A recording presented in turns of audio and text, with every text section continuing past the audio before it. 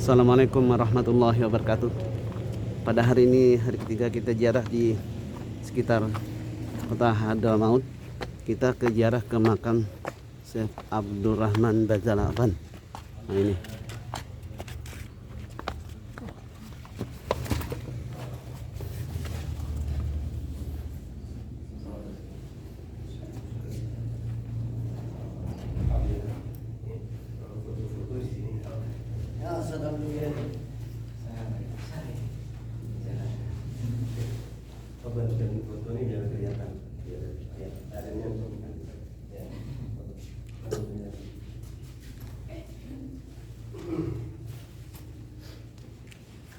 Ayo cepat-cepat.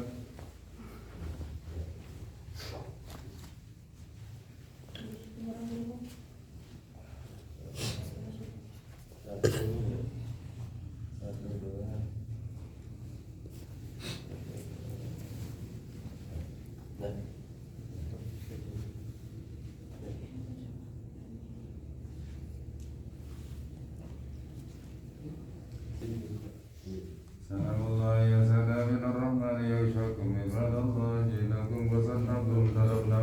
Salamullah ya syada minar rahman ya syakum ibadallah zidnakum qasadnakum jalabnakum.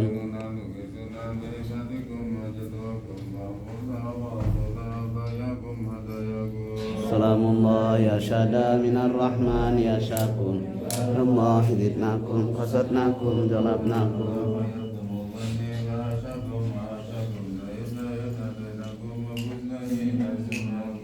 Salamullah ya syada minar rahman ya syakum ibadallah zidnakum qasadnakum jalabnakum.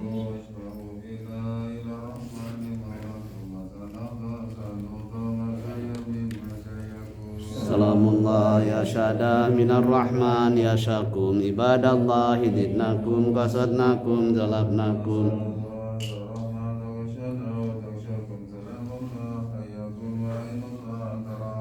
Salamullah ya syada minar rahman ya syakum ibadallah zidnakum qasadnakum jalabnakum.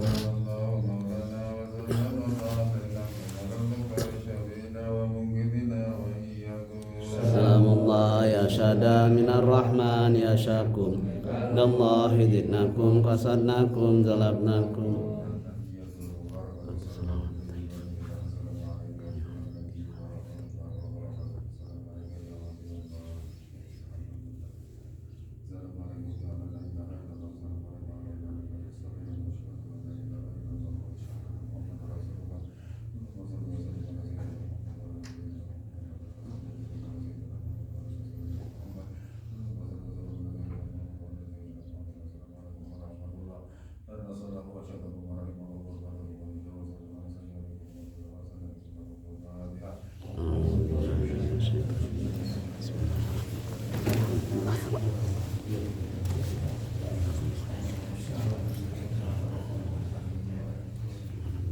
Alhamdulillah, sekarang kita berada di kampung Bajalhaban. Nama kampungnya pun Kampung Bajalhaban. Menziarahi Sayyidi Syekh Abdurrahman bin Ahmad Bajalhaban. Jadi kata ulama, wali itu terbagi menjadi beberapa bagian. Ada wali orang-orang tahu, sidin kada tahu, yang walinya kada tahu. Ada yang dia tahu tapi orang-orang kada tahu. Ada wali yang semua orang tahu dan dia juga tahu. Tapi kalau Sayyidina Syekh Abdurrahman Bajalhaban, orang-orang pada tahu kalau beliau ini wali, tapi sidin seorang kada tahu kalau dia wali. Dan beliau ini dikenal dengan orang yang mencapai derajat wali dikarenakan bersabar kepada seorang istri yang menyarikinya tiap hari. Jadi beliau ini kada pernah bujur. Tiap hari itu pasti dimamai, makan dimamai, guring dimamai, pokoknya kada pernah ini, kada pernah bujur. Jadi saya Syekh Abdurrahman Bajalhaban ini hendak sholat ini terganggu, hendak makan terganggu dengan suara istri terus, itu yang di ini. Akhirnya Syekh Abdurrahman Bajalhaban ini mengambil inisiatif untuk fokus beribadah kepada Allah Subhanahu wa taala. Apa yang beliau lakukan? Beliau izin kepada istrinya ana pengen bakhalawat aja dah di atas gunung supaya tidak ada orang yang mengganggu. Akhirnya pamitlah sama istrinya, bukan dikasih bekal kah, dikasih apakah, dibekali ini mamayan aja. Dibekali mamayan, akhirnya berangkatlah Sayyidina Syekh Abdurrahman Bajal Haban. Ketika sampai ke sebuah gunung, Syekh Abdurrahman Bajal Haban ini bertemu dengan orang-orang di sana, sudah banyak di situ. Sudah banyak yang berhalwat di situ. Jadi supaya ibadahnya Syekh Abdurrahman Bajal Haban ini mendapatkan lebih banyak karena sholatnya sholat berjamaah dan berjamaah, akhirnya Syekh Abdurrahman Bajal Haban pengen bergabung dengan mereka supaya bisa sholat berjamaah, bisa tadarusan berjamaah. Akhirnya kata mereka, saya nggak mau nerima kamu untuk bergabung sama kita, tapi dengan syarat saya terima dengan syarat kamu menerima piket. Apa piketnya? Yaitu mencari makan. Jadi pagi ada tugasnya masing-masing. Pagi mencari makan siapa, yang siang mencari makan siapa, yang malam siapa mencari makan. Kayak itu. Jadi Sayyidina Syekh Abdurrahman Bajal Haban ini ngelihat kawannya nih berangkat mungkin 5 menit dapat makanan yang enak, yang banyak, kayak itu. Begitu juga di siang hari kawannya juga pergi 5 menit sudah dapat makanan, padahal di atas gunung.